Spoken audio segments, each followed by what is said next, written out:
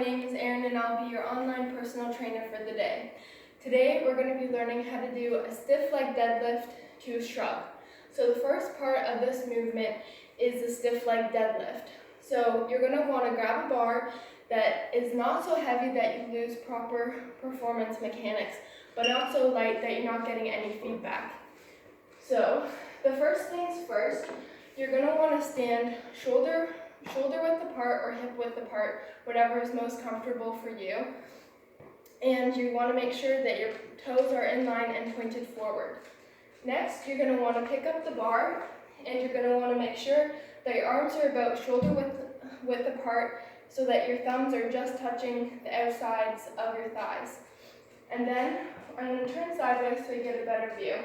But you're going to want to keep your back nice and straight throughout the entire motion, and you can do this by engaging your core. Next, you're going to go down to about knee height, keeping that straight back and making sure that your head is nice and lined. What helps is if you stare at a spot on the ground, but that's not so close that you're craning your neck down, but also not so far out that your neck is going to do that during the movement. So you're going to start down here, and you're just going to practice the stiff leg deadlift part. So on the way up, you're going to want to squeeze your butt at the top. You can practice that a couple times and make sure that you're breathing. So you can breathe out as you go up. So the next component of this, after you've mastered that first part, is the shrug. So the whole purpose of this exercise is to develop power in your lower body. So the shrug, you're going to want to pull your shoulders up to your ears as you triple extend, which you'll be extending in your ankles, your knees, and your hips.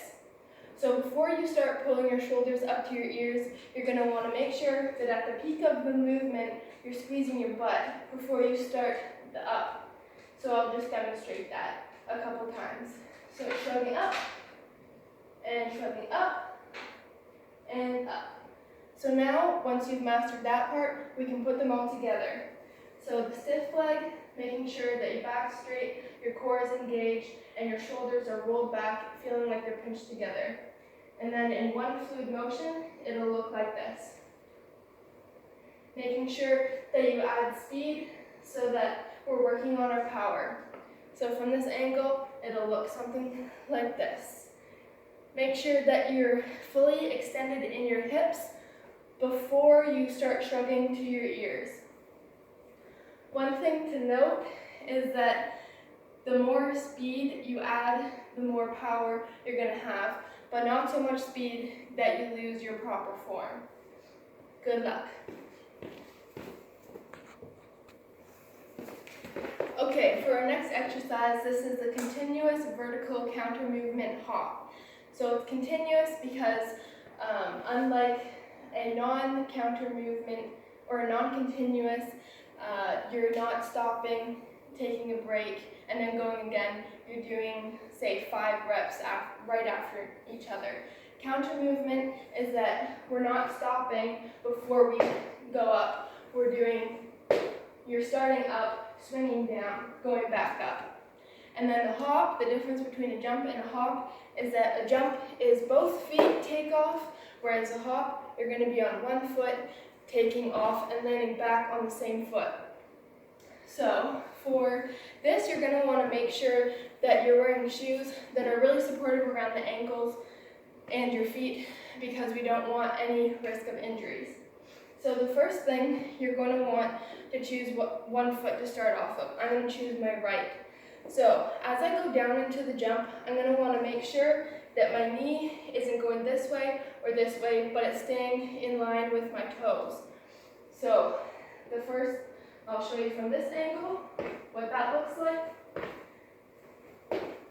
The purpose of this exercise is to develop speed and strength in your lower limbs.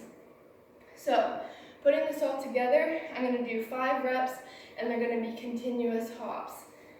So I'm going to go down, making sure that my knee isn't wobbling, and I'm going to go up. 1, 2, 3, 4, 5. And the whole time, I'm making sure that I'm trying to get full triple extension through my ankle, my knee, and my hip. I'm not bending over with a bad posture, but making sure to keep my back nice and straight as I go up. You'll feel this in your glutes and your quads and probably your hamstrings and calves because it's all lower body exercise. You're going to want to make sure that you keep breathing because as you see, I'm a little out of breath. So you can breathe out as you go up. So that's basically the part of that exercise. Good luck.